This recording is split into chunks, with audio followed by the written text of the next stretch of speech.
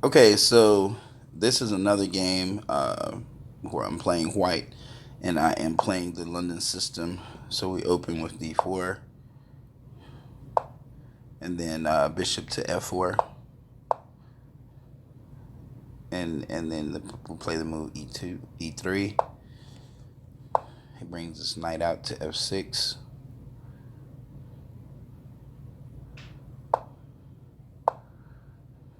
Then I deploy my knight uh,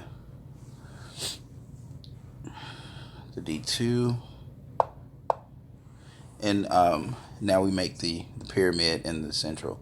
So both sides, white and black, we both have our share of the center. And if you remember the opening principles, uh, capture your share of the center, develop your minor pieces, and castle your king to safety. Now, some players who play the London prefer to castle, and some players who play the London often prefer not to castle.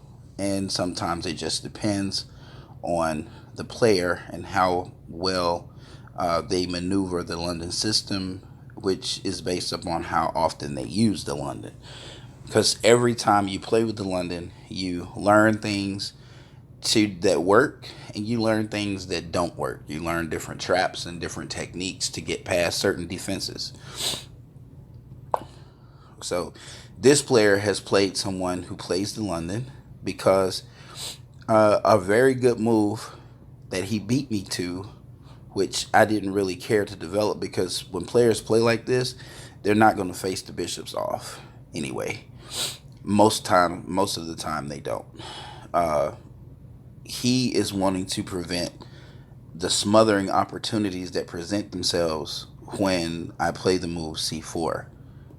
If I play the move c4 and this pawn is not pushed forward like it is attacking the center pawn, then I can immediately on the next move, if he doesn't play, uh, if he does not advance that pawn, then I will follow it up immediately with c5,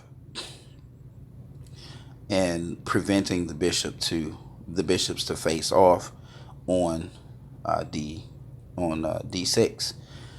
However, he's got some experience playing the London, and he doesn't want me to advance, bring the light square bishop to uh, pin the knight on the b file.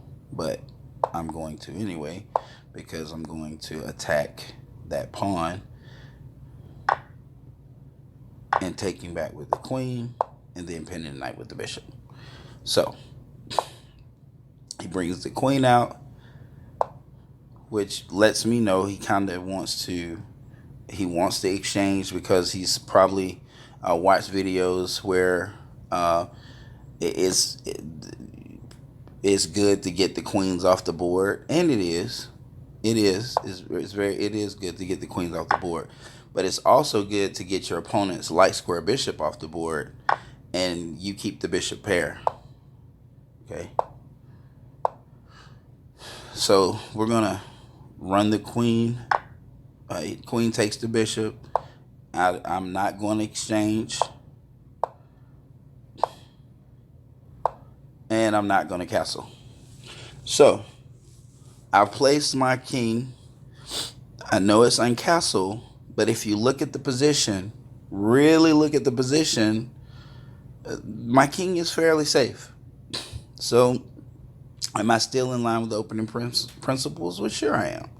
Now, the one thing, if looking back at the video and while making this video, looking back, I think rook h1 to b1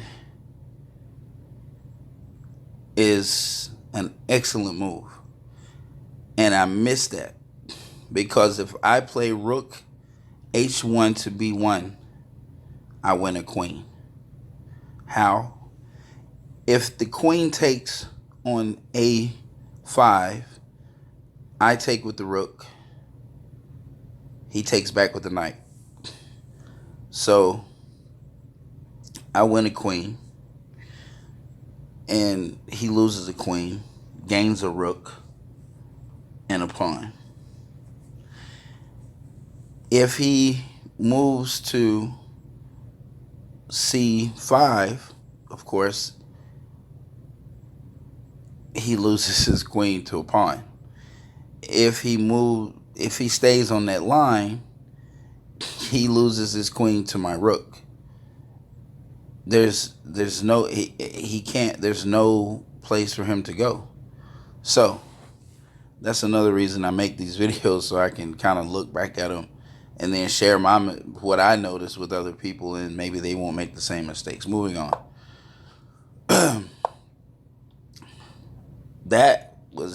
I don't know why I'm keeping this rook in this corner.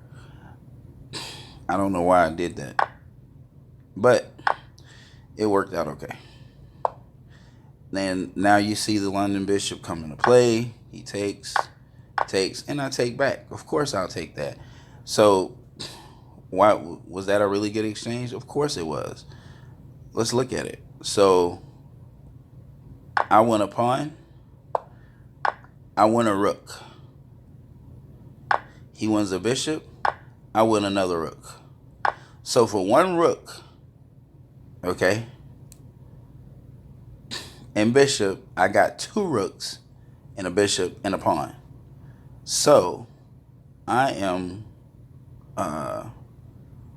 like that exchange. It works. Threaten the queen and support the knight so as to not leave it hanging, because my queen needs to I need to start moving some pawns around, and I need the queen to support that while it happens. So why did he do that? Why did he sacrifice his knight? So that he can have an open attack line on the queen. That's why. So with that being said, it's time to start moving his queen and getting her active. But he will eventually lose it here in just a second. So I'm attacking his queen with the knight. And now I'm attacking the center pawn. Okay. And do you see the fork? He's attacking the knight with no support. And there's the fork. And black resigns at this position because he just lost his queen. And so from that point on, there's no way he would win from this position, nor could he come up with a draw from that position. Okay, so look at the video, watch it. If you see some mistakes, learn from my mistakes, and post. I like your feedback, so post some comments in the comment section, and click subscribe. Thanks.